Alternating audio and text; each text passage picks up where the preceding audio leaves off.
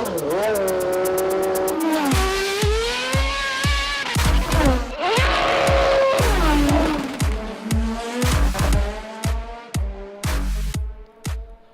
and welcome to the latest edition of Auto and Operator. I am your co-host Derek, and I am giving you a rundown of the 2017 Indianapolis 500 mile race. If you've heard of that race, perhaps you've heard of the small series that actually runs it. 300,000 fans that come to that race don't seem to know about the rest of the series, so I just thought I'd mention that. That's the IndyCar series that races at the 500. So if you're interested, feel free to check out other races. You know, Road America, Mid-Ohio, any of the calendar really is reachable. If you're a Indy 500 fan, consider being a fan of the entire sport. Moving on, let's start with the start. An incredibly tense moment, of course, all the tradition, all of the build-up. It gets very intense, and man, that start was insane. Lots of things happening. Alonso dropped back immediately. Will Power got up front real quick. All in all, it was an incredible start.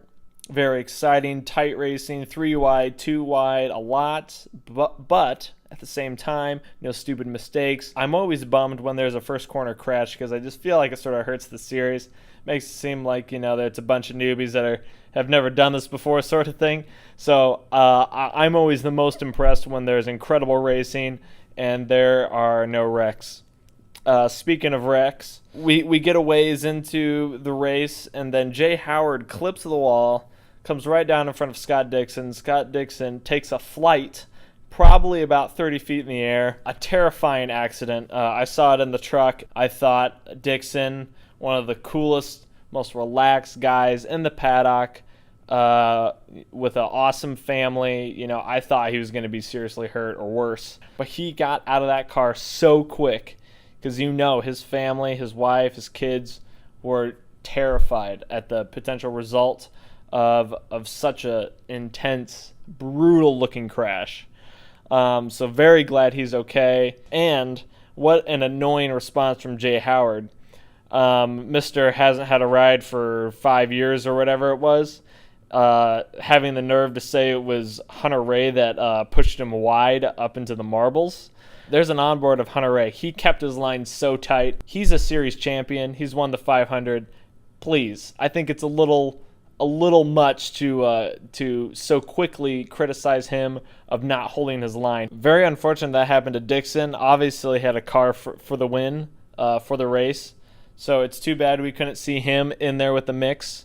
And it's one of the things. You know, I'm not so sure how good it is. We have one-off, you know, drivers. You know, it's a good thing, but it's also a bad thing. You have these sort of mistakes and newbie mistakes. You know, and he's not even a newbie. He just hasn't done it enough. You know, like hours and hours of practice isn't enough. You know, I feel like you need to be in the series full time to have a proper grasp on doing all these tracks, especially the 500. After the restart, you got Alexander Rossi and Alonso. I was loving this. I was like, yes, Rossi needs to defend his win. He was so hungry for it. He was so hungry for that win, and I was so happy he had the pace. He was kicking butt. It's really too bad later in the race that he had a crap pit stop. You saw the fuel guy. He was so mad at himself. I feel so bad for that guy and bad for Rossi because he got stuck after that around 10th, and of course he had pace, but you can't fight through the field that late in the race. It's very difficult. Perhaps there were other contributing issues as well that enabled him to not make it up front. But I know for a fact that pit stop is what got him back there. So that's very unfortunate. Alex Rossi couldn't stick out there. My gosh, I just love that. You have the former F1 guy who's the defending winner, teammate to Alonso, two-time world champion who was kicking butt. I just knew he was having the time of his life out there, and it wasn't even sketchy yet for him. Imagine that last 10-lap scrap with Alonso mixed in. He would have been loving it and terrified and so pumped up on it on the same time. So, shocker, Buddy Lazier crashes. As the ABC broadcast puts it, Lazier, very fit man, tries very hard to compete in this race every year. It's like he's not fit. That he is not eligible. That is a field filler. That is another reason why I think we either need to get the series to 33 cars or we cut the 33 cars thing, okay? Who's really going to care? I mean, the racing will be just as good, and the racing is always between the top 10 to 15 cars anyway, right? If we're honest, it's a huge annoyance to have guys like Buddy Lazier, unfortunately, a guy who will not be remembered for his Indy 500 win in the 90s. He'll be remembered as the guy who wouldn't stop trying, the one-car effort, who will always be, in this day and age, you have to be associated with a team to be competitive. For example, McLaren, Honda Andretti. You have Michael Shank with Andretti. I feel like you really need to pair with a team. Like Jay Howard's entry, I think had pace before he screwed it up. I think you need to be associated with the team. And I think that's an okay direction for the sport to go for one-offs. If we have to have one-offs, why can't that be a thing where, okay, unless you're in the series full-time as your own team, you have to, come as an adjoining team. Now, some teams make it work. Of course, Juncos Racing, now I know that they're a different story because they plan to enter full-time, but some rides like Dry and Reinbold used to be in the series full-time, but of course have a very competitive car when they come race day, and they have no help with anyone. So I see both sides of it, but Buddy Lazier is completely uncompetitive, and it really drags down this race when you have that caution. There were so many yellows in this race. If Andrew wasn't drinking in the Holman Suites, he would have really been pissed off about how many yellows there were. But since he was, I don't think he ever mentioned it to me once. But there were so many yellows, debris, all this crap, and on top of everything, to have Buddy Lazier just wipe out on his own again, like an expected play in the race, it's just disappointing. I wish it would stop. Connor Daly. I was pulling for Connor. Okay, last year, Connor Daly was doing some incredible stuff. He did great in, what was it, Detroit? Well, first off, he almost won St. Petersburg. He did okay in Detroit. He finished third in one of the Detroit races. He would have won Mid-Ohio, but there was some strategy call. Something screwed him. Something screwed him in that race. And there was another race where he showed really good pace in, but sort of got screwed from the strategic side. So when Connor Daly and Carlos Munoz both were moving to AJ Foyt, Foyt was moving to Chevy. Last year, Chevy had the obvious advantage for a road course, whatever. Now it's not so much, but I was like, this will be so good. Foyt will become more competitive. Munoz has great consistency. He's going to be up there. Connor Daly will finally have, a good shot. But, man, they have just struggled. Connor Daly wipes out again. After hearing his explanation, it sounds pretty reasonable. He was in a pack, and whoever's ahead of him, he claimed slowed up, and it was on entry. It was on entry to 3. So he didn't want to – obviously, you don't brake at Indy. You don't hit the brake pedal at Indy. So he just popped to the outside to avoid contact. It was his story. This is his story. And unfortunately, the line was defined enough in turn 3 that he just got loose right away and then backed it into the wall. So that's too bad, but I'm starting to lose it for Connor. I love him as a person, but man, I don't know if it's Foyt, it's just the team. I don't know, something's not gelling, because he was doing much better in Coins Ride. Total shame for Harvey, who spun and after hitting debris from one of 500 wrecks. Really too bad. Really like Jack Harvey. Hope he gets back into the series. Dying for Michael Shank to get into the series as well. Very excited for Juncos Racing next year. They had very pretty cars as well. Love the color scheme, so that's cool. And both of their cars finished, which is great. They didn't. Piggott and Savager kept it clean or clean enough. Chilton ended up leading the race. He said he had the pace. He had the speed out front. He said his car was crap in dirty air, and he And that's why he would always pull out a gap after he would immediately be in the lead. But the problem was second and third place would leapfrog each other and eventually get around him. In terms of flat-out air with no toe, no drafting, he claims he was the fastest, which I believe. He pulled out a good lead. He was wanting it. He wanted it so bad. I hope Max improves. I read in an article somewhere that Chilton said himself that it takes him 3 years to get good at anything he's in, which sounds like a bad thing to tell your sponsors, your series, your team. It's just sort of demoralizing. But he rattled off like all of the junior series over in Europe that he was in, how he was in them for 3 years, and then he won the championship of them, or top two, his third year. I was like, well, that's interesting. Well, maybe there's something to that. He's definitely shown improvement over last year. maybe things will only get better from here on for Chilton. I hope so. So let's touch on the engines. It's a ticking time bomb. Throughout the whole month of May, Honda engines are blowing up. And people are dialing them down in practice, like trying to not blow them up. When in reality, I'm over here like, if your engine blows up in practice, what makes you think it's going to be any good during the race?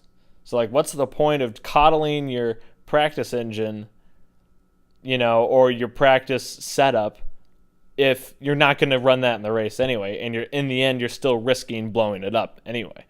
Found that very interesting. I was nervous all month, and, Hunter Ray, of all guys, Hunter Ray does not deserve any more bad luck. The poor guy. He was running fantastic, and he would have been scrapping top 5. It would have been insane if Hunter Ray, Alonso, and Rossi were up there. It would have been insane. And it was already a good race the way it finished, but it would have been insane if they held up.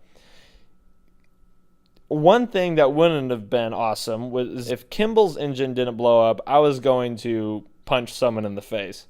This guy was leading. This guy does not deserve to be up there. I'm telling you, he does not deserve it. I'd like to think that Sato, Elio, someone would have smacked him down by the end of it, but oh my gosh, I was getting angry. I was like, Kimball, if you win the biggest race on this calendar, I'm going to freak out because you're going to feel so validated when you should just be out of the series, because I'm not a fan, because you haven't won anything since 2013, and you never won anything before that, and you're in a top team, and there's lots of guys that should be in your seat. Dale Coyne is kicking so much butt. They don't deserve all of the bills they have to pay for all of the wrecks. It's such highs and lows for them. Bourdais was incredibly wickedly fast. He wipes out with an epic crash. Speedy recovery, by the way, Bourdais. Said this in the previous podcast, I think. Glad that Dallara kept you safe. Jones, incredible. This is a rookie that will not crack. He has not screwed up once. He hasn't. The guy finished third. I know a third doesn't matter in Indy, but it does for points. Davison was doing great as well, especially for, he doesn't even have a full-time Pirelli World Challenge ride right now. So for him to come in and really like show some balls was really impressive to me. And it was truly a racing accident, I think, for him in Serbia. But the incident itself, it looked like Davison came down just a little bit on Serbia on exit. I'm not sure if he thought he cleared him or if it was literally just that margin of error where he thought he wasn't quite that far over and they touched. So that was way too bad because Serbia was climbing the field, by the way. He was doing way better than Graham. And sidebar, shame about Graham because he hit debris. So many tragic stories in this Indianapolis 500. So many wickedly fast cars and drivers that were just screwed. It was just terrible for so many drivers. So Rahal got screwed. Serbia was doing well, and we're like, all right, Serbia. And then he and Davison, the other guy, were like, all right, Davison. And they just got caught up and then threw, a quarter of the field into the wall.